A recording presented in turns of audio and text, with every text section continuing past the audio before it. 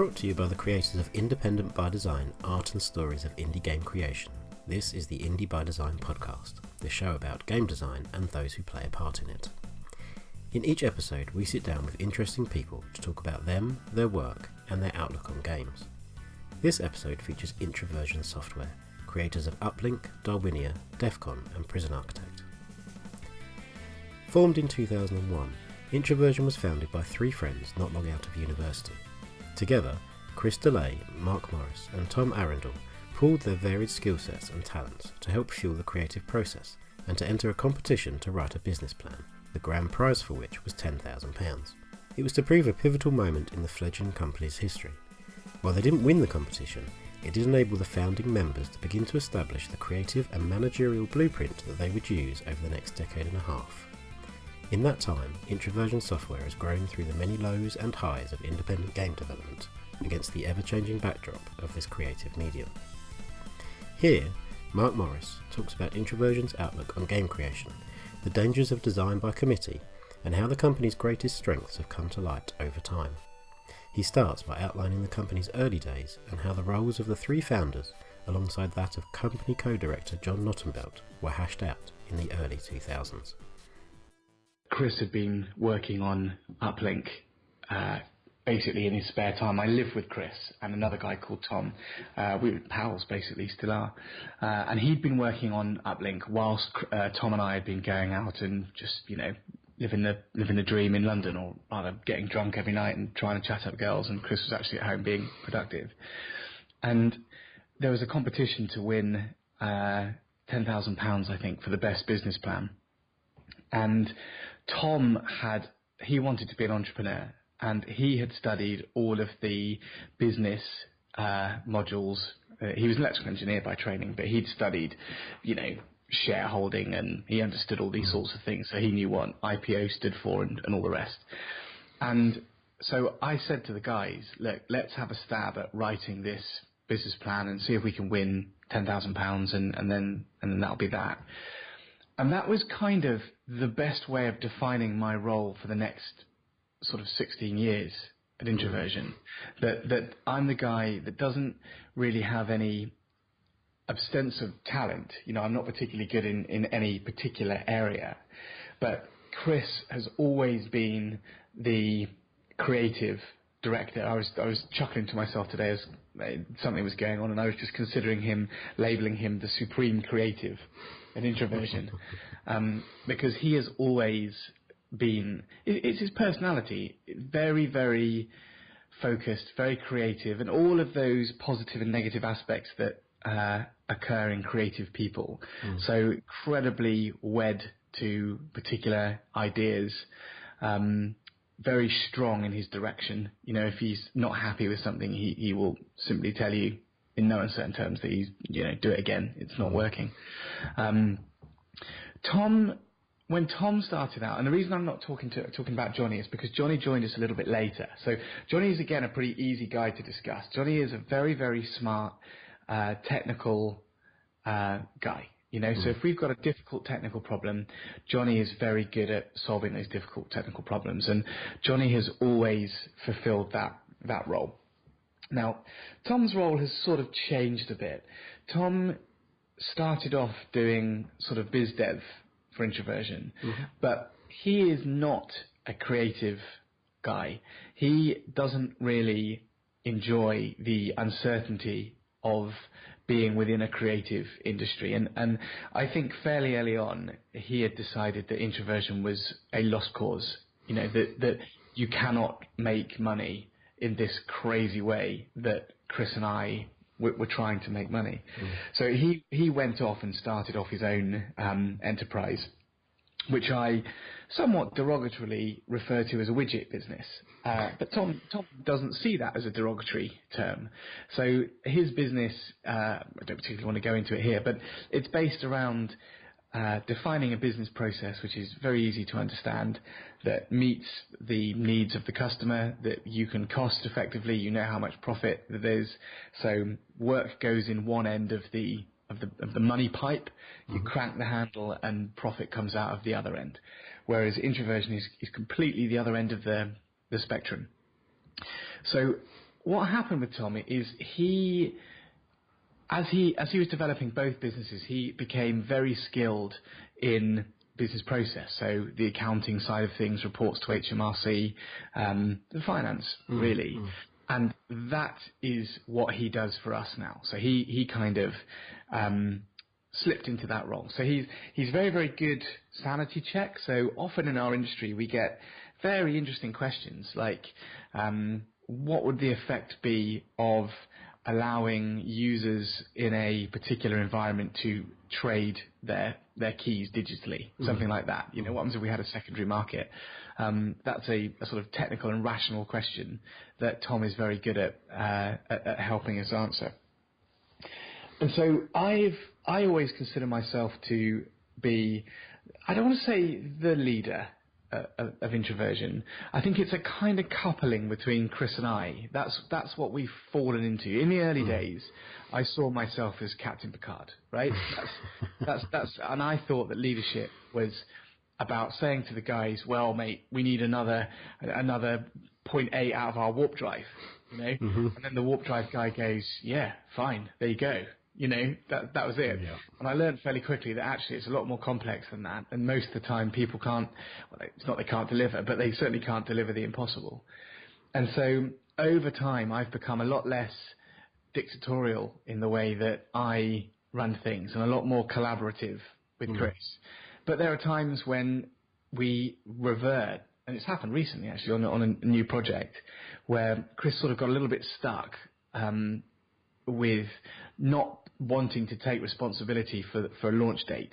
You know, he's got a big list of bugs, he's got a big list of stuff that he wants to do, and he kind of wanted someone to say to him, that is the launch date, you know, and that is the date that you're going to hit now.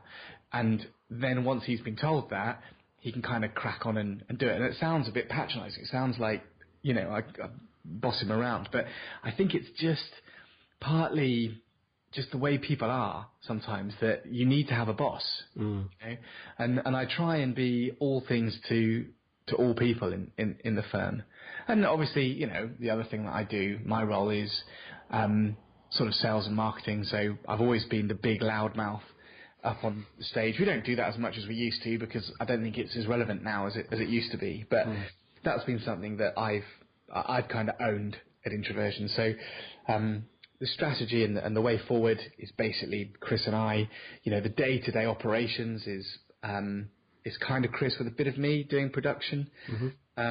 And then every now and again it's, you know, just grabbing hold of the whole thing and saying, right, you lot, this is what's going to happen this week, when things need to have that sort of level of grip approached. So it's been a combination of our natural talents, and then we did a lot of work in the early years looking at Myers-Briggs personality indicators, so we've got a good understanding of our different types, although we do often forget and still have massive rows.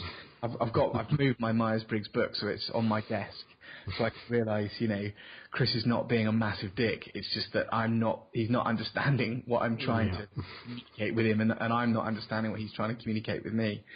So, and a lot of that understanding of our different personalities, that's something as well that I've learned and found quite surprising, actually, that your personality has a huge impact on how you lead a team. And the four of us at the top all have different personalities, very different personalities. And I think that brings an incredible strength to it when we are in step with each other. Yeah. When we fall out of step with each other, it can make it harder to get back into step, if that makes sense. But when everything's running nicely, you know, I kind of feel like we've got all bases covered. That sounds like a wonderful way to assemble a team. It sounds like if you're going to create a team, you do want people that are slightly different, that have different skill sets, that have different specialties. That makes perfect sense. And I imagine when things are going well, perhaps, again, from an external perspective, the last few years with Prison Architect being the kind of landmark title that it has been for you guys, I imagine that when things are going well, it's perhaps, and certainly an easier thing to an easier system to work within. But having those personal relationships, as you alluded to, the fact that you guys live together and were already friends, is there also an element of, does that ever make it tougher? Because is there ever a feeling that things are more personal than the issue that you're actually dealing with? Is kind of outside baggage ever brought into the boardroom, as it were? Yeah, I think it was in the early days. Mm. You know, I think it was brought in a lot in the early days. But all four of us have had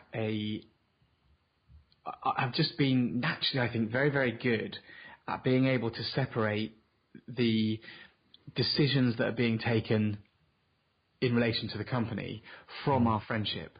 All of us, you know, we've had, it doesn't happen now, but in the early days we had extraordinary arguments in the boardroom about what we should do next. And the argument, you could probably guess, it was mostly over money, you know, in the early days about how the company was going to be divided and how it was all going to be split up and all of those sorts of bits and pieces. And we had incredibly complex systems running at one point that, you know, managed to just dissolve away.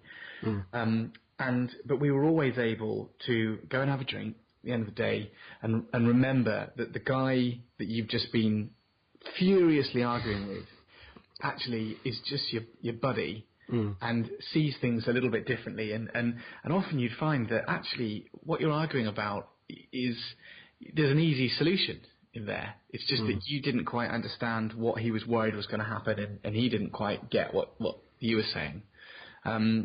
It doesn't happen now, I don't think. I think that we're long enough in the tooth. You know, we've been on the roller coaster for 15 years for the business not really to encroach on us now. I think we are all pretty happy with the direction that introversion is going in. You know, none of us, I think this is another big part, that certainly early on, Chris and I were not quite aligned with what we wanted introversion to look like. And we are now. You know, and the same's true with Tom and Johnny. We all understand what this business looks like, and there's no desire from any of us to sort of grow it, if you like, in terms of people. You know, we want to grow it in terms of the number of titles that we get out there, and obviously we want to grow it in terms of the revenue that we're generating and the number of players we've got. But we're all pretty much lined up, so I can't see there being another earth-shattering rift occurring. I mean, maybe if somebody came along, you know, something ridiculous came along out of the blue and said, I want to buy Introversion, I'll give you £100 million. You know, that probably wouldn't cause an argument because I think we'd all sell, but there would be a figure at which it would be enough for me and not enough for Chris. You know? Yes, definitely. And that's, do you think, is that an easier place to be working from and towards, that kind of, that comfortableness, or comfort rather, with each other, and that kind of harmonious vision of where you want the company to go? Is that an easier thing to feel or to achieve once you've had some success behind you, or is it not that simple? No, I don't think so. I think that what you want out of life is quite unique to you, and entrepreneurs, I think one of the things they have in common is they all have quite a strong idea of what they want in life. People that aren't entrepreneurs sort of accept a 9-to-5 job, and I'm not belittling it at all. That's what they want. They're happy to be sort of bobbing along on someone else's ocean, if you like. Whereas entrepreneurs aren't like that. They want to steer the ship, and whether they want to steer the ship in a sort of big cheese leadership way, or whether they want to steer the ship in a creative way, it's still their own very strong idea of why they want to do something. And Tom is a good example of that. Tom and Chris, and the sort of split early in the days. When we didn't have any money, Chris didn't mind, because he would still, well, he didn't like it we didn't have any money, but he would get up in the morning and he would make his video game. And that's all he wants to do. That's all he's ever wanted to do. Whereas Tom wanted to drive a Ferrari and go snowboarding in the Alps and you know, all the rest of it. That was what Tom's life was.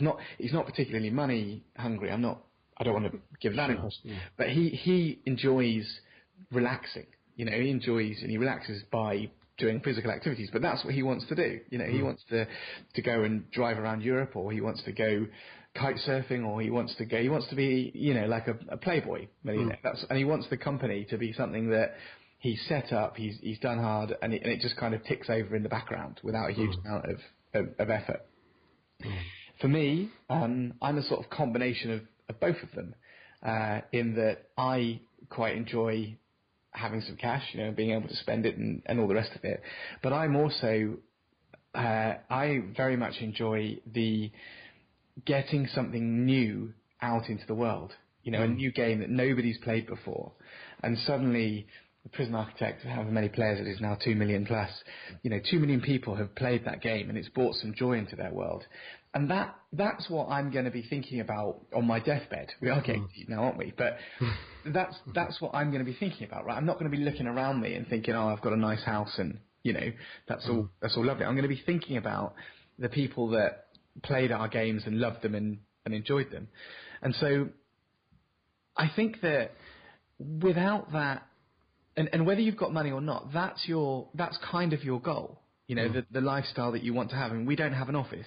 We're never going to have an office now, because nobody that works at Introversion wants to commute into anywhere that we would have a co-located office. It just doesn't work for us. We're not guys that want to spend an hour on a train every day. We're comfortable with this.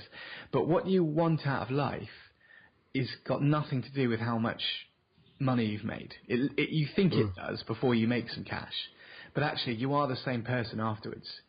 So if you, and in some cases, I think that money can actually make it harder for you, because what you missed was that the team of people all around you, all pushing in one direction, desperately trying to get something out of the door. And I think that what wealth gives you is the freedom to sort of see it like that, to understand when was I happiest in life, And I think before you've made a bit of cash, your view might be a little bit, oh, I've got to make the mortgage payment, I wish I didn't have to. It sort of it clouds your view. Whereas afterwards you get, nothing changes, world is full of problems, but it's just slightly different set of problems. You realise what I want is, to work in a big team of people or whatever it is. Well, that's sort of towards the area that I was driving at, I guess, because with somebody like, the obvious headline case being somebody like Notch, who made a game in the early days, it seemed very much because he wanted to make Minecraft. That was something he was driven to do, and then ended up with just a mind-boggling amount of money. And I've read some things with him previously, or since then rather, and it does seem a little bit, just from the little that I've read, that he's slightly directionless. He doesn't have the same drive that he had before, it seems. I mean, that may not be the case at all. And so I'm wondering if that is for those indie devs who are just starting out, or even for those ones who have been going a while and don't feel like they are making the financial leaps that they would like to be, or not being rewarded in that sense. It's that driving at that idea of, do things change after you have quote unquote made it? It sounds like that's not really the primary concern. It's not why you do the job. Yes and no. The difficulty is there comes a point in most people's lives when you're a student, you can live on nothing, right? Tins of baked beans, it's fine. But there comes a time when you get a girlfriend, you're starting to have a family.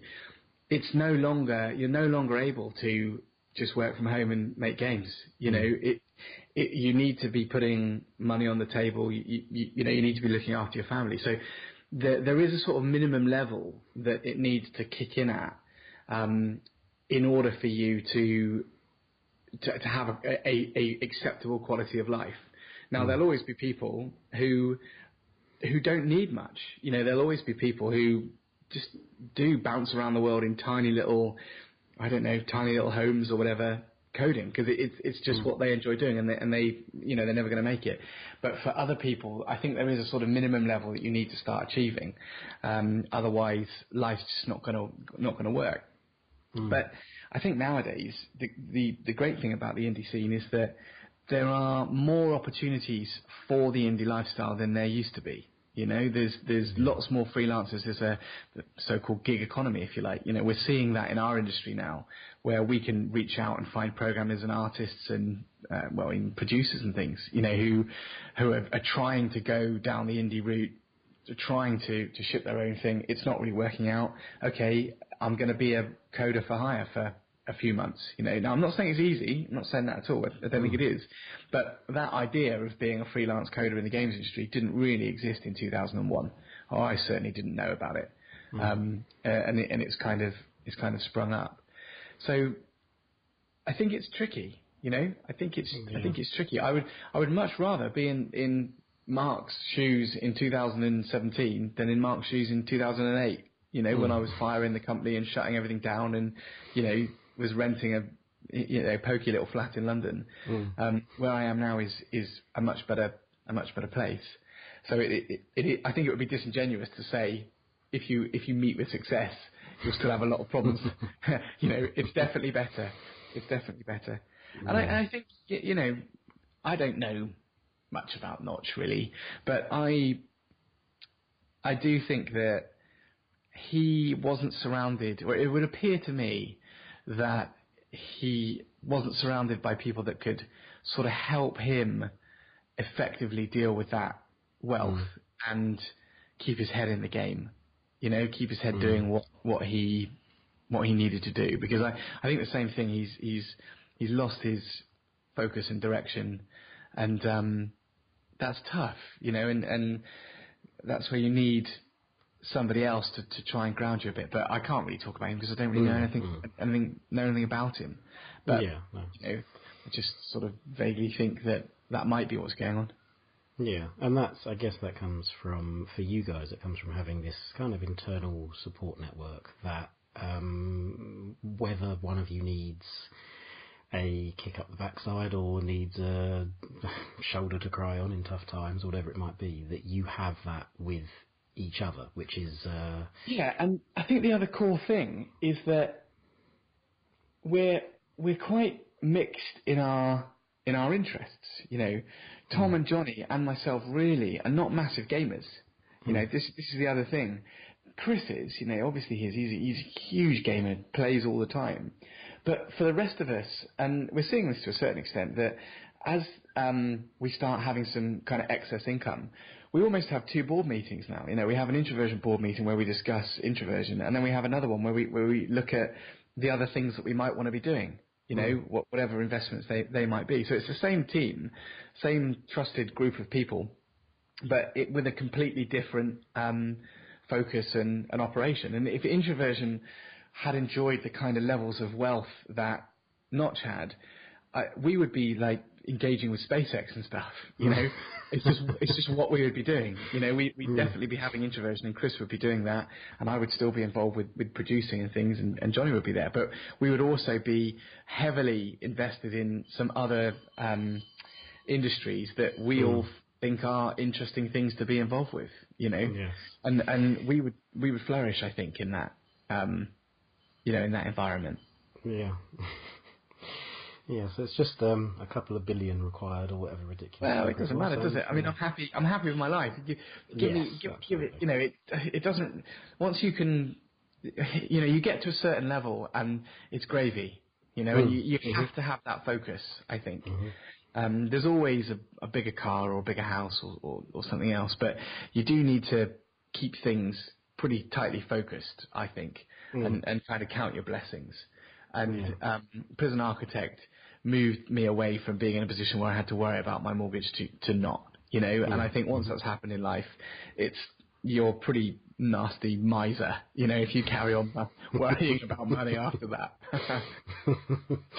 And that's, and part of course, that didn't happen by accident. It's not a coincidence that Prison Architect has been the title that has done that for you, and that's because it's a incredibly well-designed, deep game that it scratches an awful lot of itches for people, I think, and the various different elements of it mean different things for different people. So the kind of tutorial campaign side of it is perhaps for one side of player. It's certainly the side of the game that I derive more from than the sandbox, even though perhaps 90% of the game is the sandbox. But all of that works, I think, because of that strong central hook. And I know that's something that we've discussed before, but it's something that's, looking back through your games, generally they have that strong hook, be it thematic or sometimes even just the aesthetic element of it is something that is immediately interesting. I know you've talked before about how you think that's a very important thing. You think it's important, particularly even more so nowadays, for an independently developed game with a limited marketing budget, to have that strong hook that makes people want to talk about it. I wonder, would you go so far as to say that it's, in some cases, there is a case to be made for starting with a hook and building a game around it? Or does the gameplay, does the mechanics and the building blocks of it, do they always take precedence, do you think? I think that you can get into trouble if you go in that direction. You know, if you find a hook or a little prototype or something that you think is very, very cool, and then try to bolt a game onto it afterwards. That's exactly what we did with a now abandoned title called Subversion, where Chris had found a paper on city generation, and he implemented this paper fairly quickly. I think it took him about a week, and he was able to generate cities. And you know, we had some tech demos and things up. He likes to put things in the public domain quite early, because I think he's worried that I'm going to cancel all of his interesting projects. So he likes to try and rally a bit of support. And anyway, we did this with Subversion, and then it took about 4 or 5 years, I think, of working on that on and off, and him putting quite a lot of time in to sort of realise that there was no game. He couldn't find a game to leverage that technology. So I think that you're right. You know, I do think that the hook for us, it's a few things. It's a vector rather than a single identifiable feature. But I think the real world theme of our most successful games, you know, Uplink Hacking, DEFCON Nuclear War, Prison Architect, Prisons, you know, they've all been very strongly themed. And you're right, the aesthetic, as soon as you look at Uplink or DEFCON or to a lesser extent, I think, PA, you know what that game is immediately. But I think at the same time that it's almost like a holy trinity, that you have to have good gameplay in there as well. People have to be enjoying it and not feeling like there's a game bolted onto this particular concept, you know, this technology. And when the hook and the game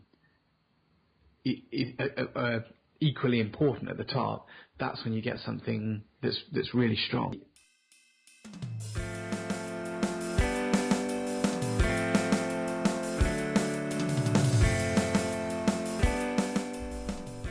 If you're interested in gaining more insight into game design and game designers, be sure to check out Independent by Design, Art and Stories of Indie Game Creation. This hardback book, written by us, Stace Harmon and John Robertson, gives a peek behind the scenes of game design through original interview-based written content, alongside pages of compelling artwork, concept sketches and design documents.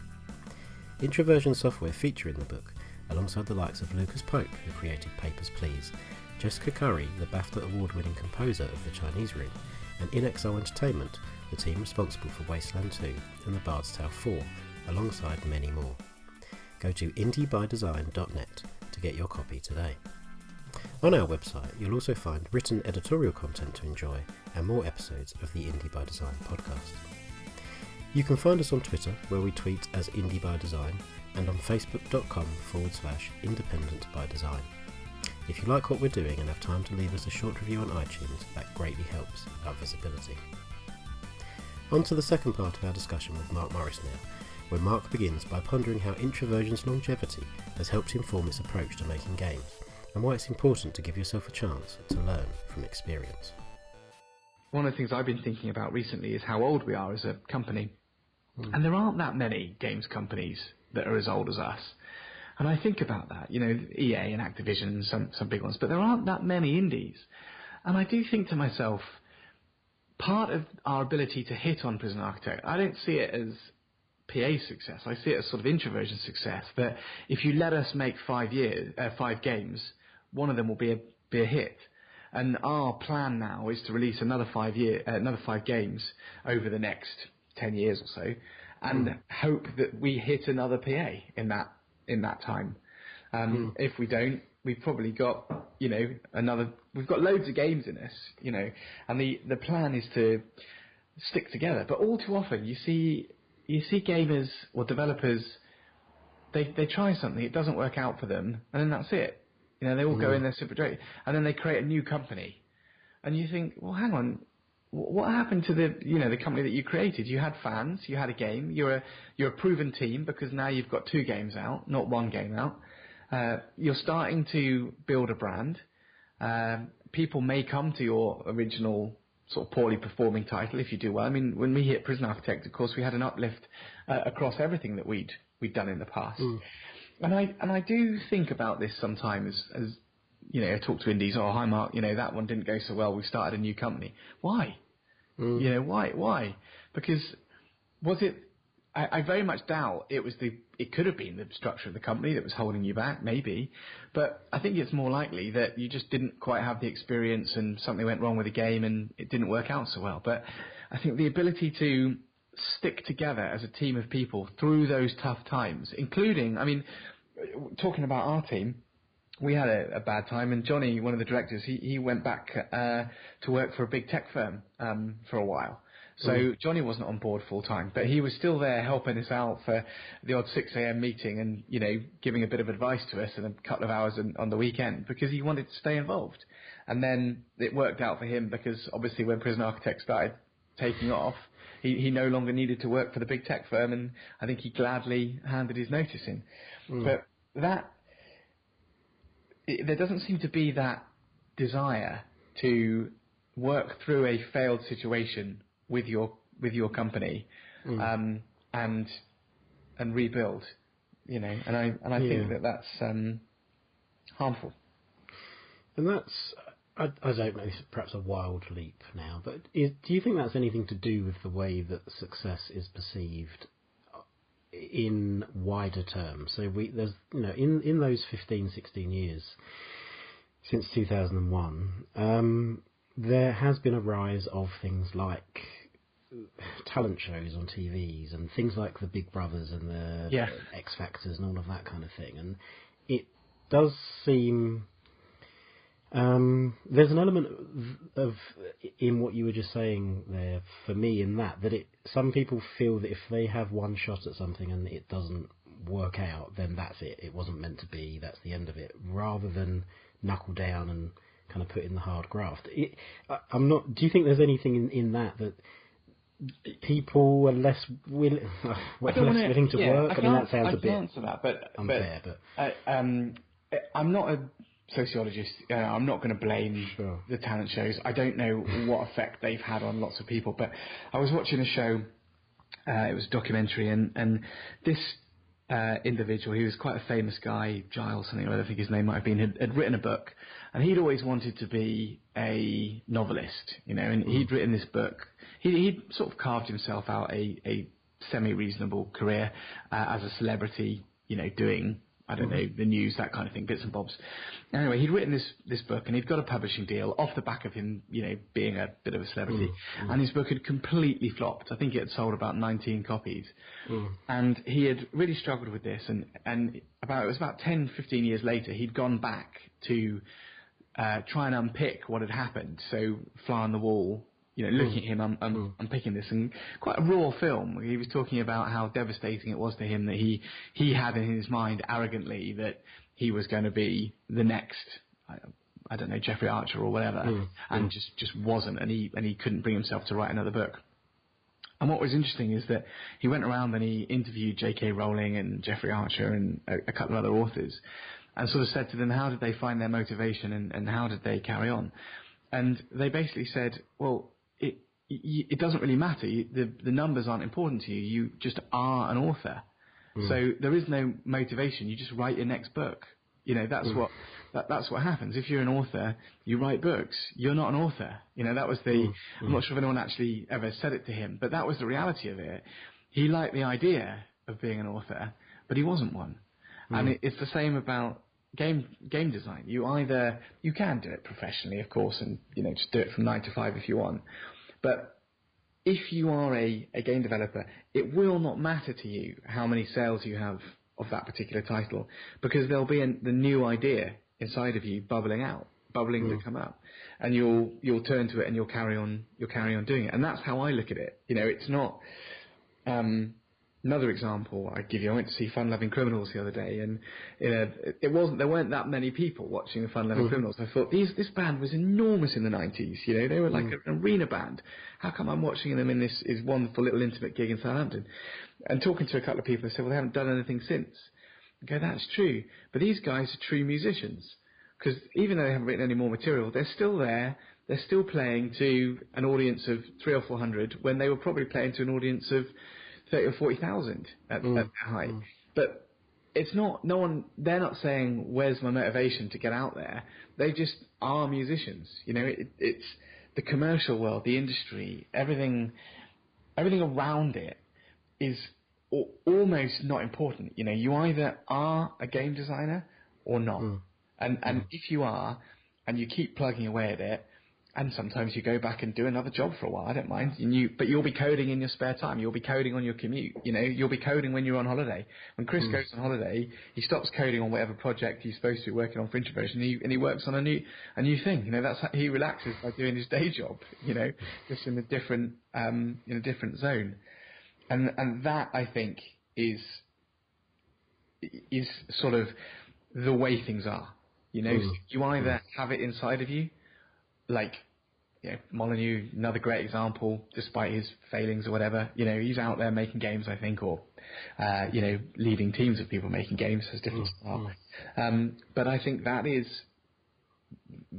how it is. You might learn about yourself. You might learn the unpleasant truth that actually I don't think I am a game designer when it came down to it, because I don't code anymore. I tried it for a while, but I gave it up. Whereas if it's in you, then nothing will stop you coding. Yes, I think that's a very interesting take on that, actually, and it does feed in to, or rather, it is borne out by the way that Introversion's history has transpired. And I know that with certain titles, Chris has taken time off, as you mentioned. He might have taken time off from one particular project to then, be it a week or a month or whatever it is, then work on something else.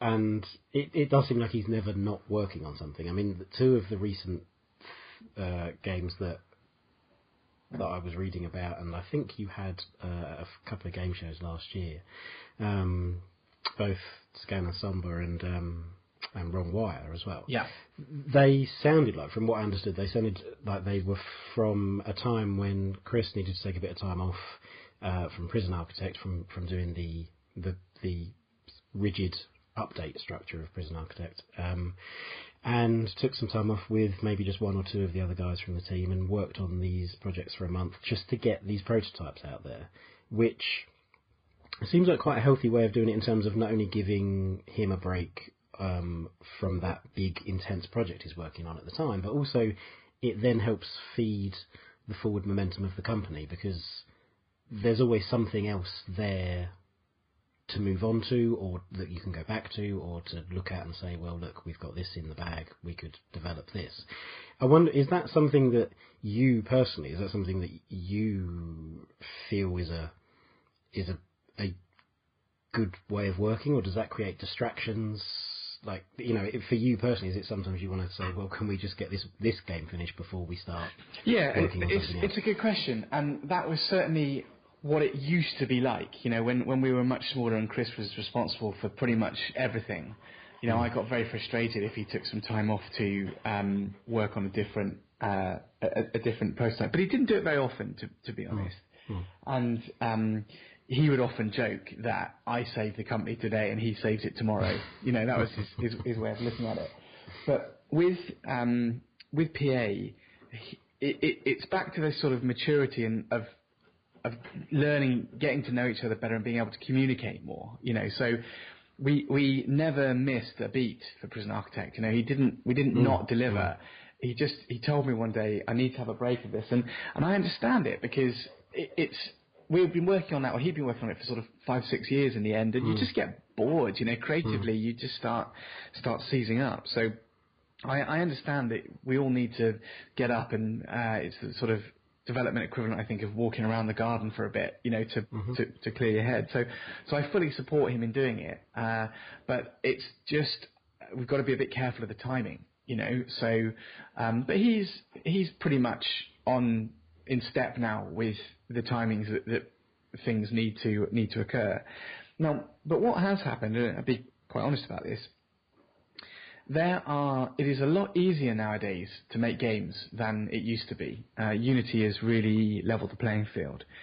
And we showed Scanner and Wrongwire last year, and in the intermediate period there have been some other bomb defusal games that have come about. Now, I'm not going to accuse them of copying Wrongwire, because I don't think that they necessarily did, right? It was just a bomb defusal game. It's a good idea for a game. Someone else has come along and done it. But it's had quite a profound effect on Chris's ability to crack on. And that is something that we're going to need to manage in the future. So we're going to need to manage whether we show the games, the prototypes early, and how long it is between us doing a prototype and then putting it into development.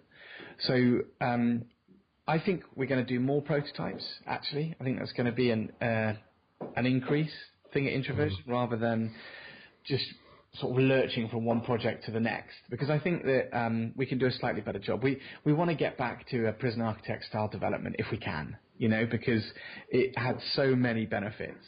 And I think Chris and I are both really missing it, having spent this time on Scanner Sombra, and some of the issues we're facing again now are really difficult issues to try and overcome. Just like a launch date. If you get a launch date wrong, you're done. Whereas with monthly updates, you've got a launch every month. So something huge comes out and you get lost in the noise, doesn't matter. You get picked up next month or the month after. So just things like that are better. And so I think that prototyping and coming up with good game ideas that we touched earlier on the things that make an introversion game an introversion game. And Chris, we talk about sometimes, we look elsewhere. Kerbal Space Program we think is a great introversion game. We could have made that game. In fact, Chris showed me a notebook where he had NASA Space Sim, written down. And I mean, no disrespect to Kerbal, they did an amazing job of that game. Well done, squad. Everything you did was brilliant. I don't think Introversion necessarily would have had the whole Kerbal side of it, which I think had a big appeal, but it ticks all the boxes of an Introversion game. And I think now that we know what this is, I think that more prototypes coming up with game ideas, and then sort of critically analysing them and thinking, what do we think looks closest to an Introversion game, and also what are we excited by, Because if you're not excited by it, then there's no point in working on it. Yeah. Well, the two prototypes that you had last year, were they? I got the impression there was some element of garnering public reception to them, or the public response to them. Was there? Do you think prototypes, either for introversion or just as a general concept, do you think they can be used as a proof of concept in an appeal kind of way? So let's see, we put these two out there, which of them is most popular? I mean, that's perhaps a very basic way of looking at it, but is there a kind of almost like a pre-early access vibe? I think that you need to be very careful about sort of design by committee, or trying to design something. I mean, this is an argument as old as game development. Do you make a game for yourself, or do you make a game for somebody else? If you just make a game for you, then no one else is going to want to play it. That's the publisher's argument. The indie argument is, I make a game for me because that's the only way I can make a great game, and hopefully there are enough people like me out there to want to play this. And I think those are the two ways of coming at it.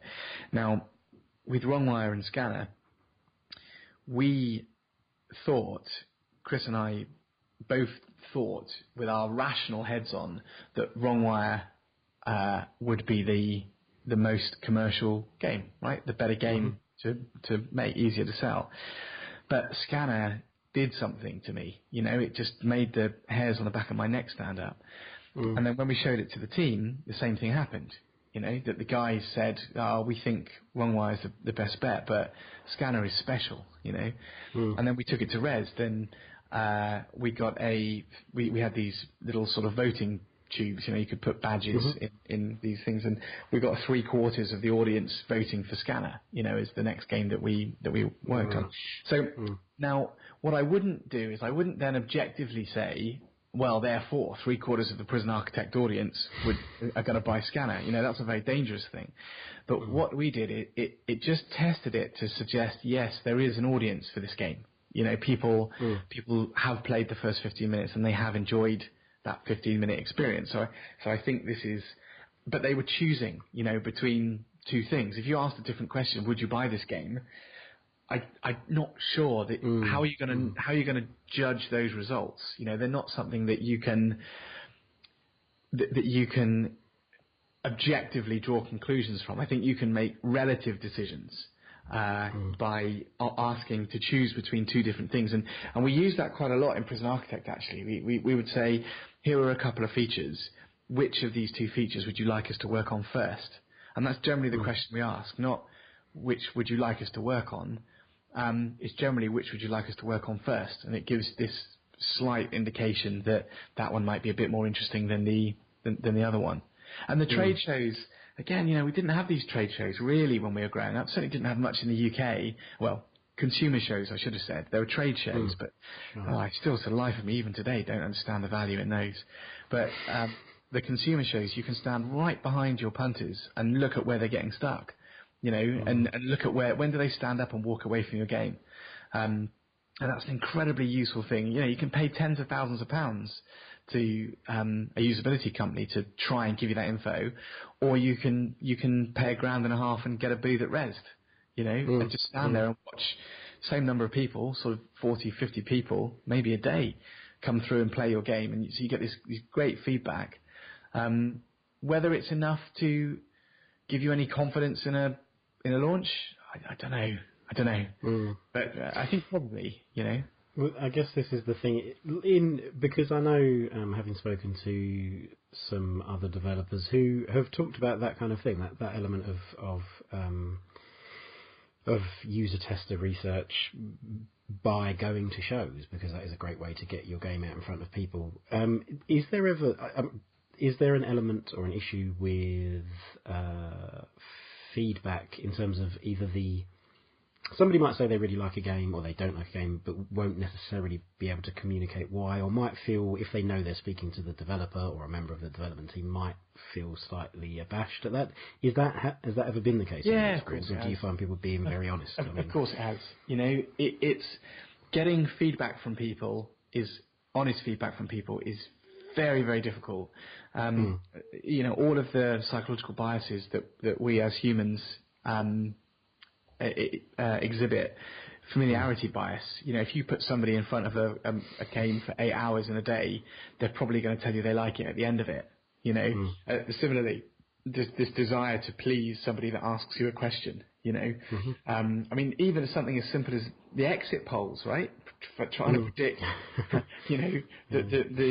the American election and Brexit in the UK, people were lying. They had to be lying. So it's very, very difficult. But you can, I think that you can, if everybody tells you something.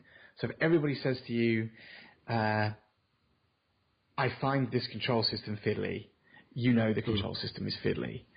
If everybody says to you, I would pay $10 for this game, I don't believe them. There are some questions that you're going to get honest answers and some that you're not. And we would watch people play Prison Architect, and some of them at the end of the first chapter would be in a state of mild shock, staring at the screen, having just executed that person. And when Chris and I were watching this behaviour at, I I don't think it was called Resd in those days, or it might have been Resd down in Brighton. We knew that we had something good, because you could just see this stunned effect of people staring at their computer for 20 or 30 seconds before turning around and being... You could tell from their demeanour that we'd got to them. We'd done what you want to do as a game developer, which is connect. And so you can draw conclusions, but you have to be very careful of the conclusions that you draw.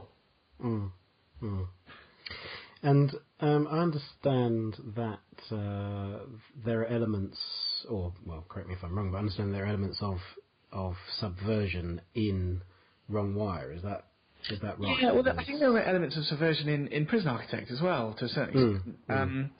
I think they're what Chris calls games for programmers.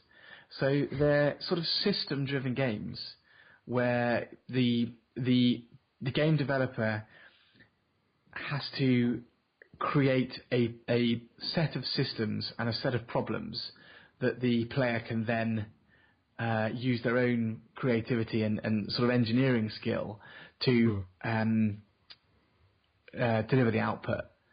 And that was, I think, fundamentally what Subversion was. It was an attempt to simulate an entire city. So there was a huge amount of simulation code going in all sorts of different areas. So simulating one of the ideas for it was that you're going to be able to perform heists, and you could perform a heist in different ways. So you could hack the building, or you could blast your way through a wall. That was what we were trying to achieve, a sort of Mission Impossible style challenge. So in order to be able to hack the building, things like the lifts would have to have motors that had controllers on them connected to the power grid. So the idea being that you could shut down the power grid down the road and that would turn off the elevators or whatever, So every system that went into the game wasn't scripted. It was an engineered and designed system with access points and things, and that was the principle of Wrongwire. That the devices that you were blowing up were these complex systems, and you had a series of tools that you could look into to diffuse that particular device. And that, I think, when I've spoken to you previously, you've mentioned that, or Chris may have mentioned that you describe the canning of Subversion as this kind of volcanic eruption, because it destroyed everything to do with Subversion, but left very fertile ground for things to grow from afterwards. And that strikes me as something that can only happen, as you mentioned earlier, can only happen if you do stick together as a team, and if you are willing to learn and take that time to actually to not learn from your mistakes necessarily, but just learn from experience. Is there other things from Subversion that you kind of less, not so much in terms of actual gameplay mechanics or game ideas or anything like that, but in perhaps more intangible things that as a company you took the lessons from that 4 or 5 year development period? Absolutely. I mean, we didn't spend 4 or 5 years developing Subversion. There were other projects, but there were two. There was Darwinia Plus, which was Darwinia and Multiwinia on Xbox, and there was Subversion, and both of them were similar scale projects, and both of them utterly failed and nearly took Introversion down with them. And Subversion was, if you like, Chris's attempt to kill the company, and Darwinia Plus was my attempt to kill the company. And so we've both learned that, I have learned that Introversion is not the right place to do ports. So as we saw with Prison Architect, we used Double 11, who did this absolutely astonishingly good job of porting a PC game. Well, port's not really a fair word. It's reimagining really to the console, and they do all that. They did all the development, they did all the certification, they do all of the work with Microsoft. They're going to E3 and GDC that I don't go to so much these days, to press the flesh with the Microsoft and Sony execs and get the coverage. And that's such a healthy partnership for Introversion to be able to stay in the PC area and test out new ideas, And if those ideas start to stick, if we find that there's an audience for them, then we've got a sort of professional console developer who can bring that to the console audience. And it's a much healthier way of working. And Chris has learned, and I've learned sort of to be able to ask him if we came up with a prototype, what does the player do here? What is this game? This looks like a tech demo. And we're not going to go back down a route of building a tech demo with no game. I'm going to say to Chris, we need to see, but he's going to agree. He's not going to argue with me. He's going to say, yeah, okay, I need 2 weeks, or I need 3 weeks, or actually this is really complicated, I need a month. And it's like, yeah, fine, you've got a month, but at the end of that month, I've got to be able to play this, and I've got to be able to enjoy it. And it's funny, it's the old sort of vertical slice that the publishers came up with ages ago that we used to decry as being a ridiculous idea. But actually, I think it's pretty important, certainly for Introversion, to avoid that creating an environment without creating a game. But then sometimes creating an environment's enough. That's the joy of indie,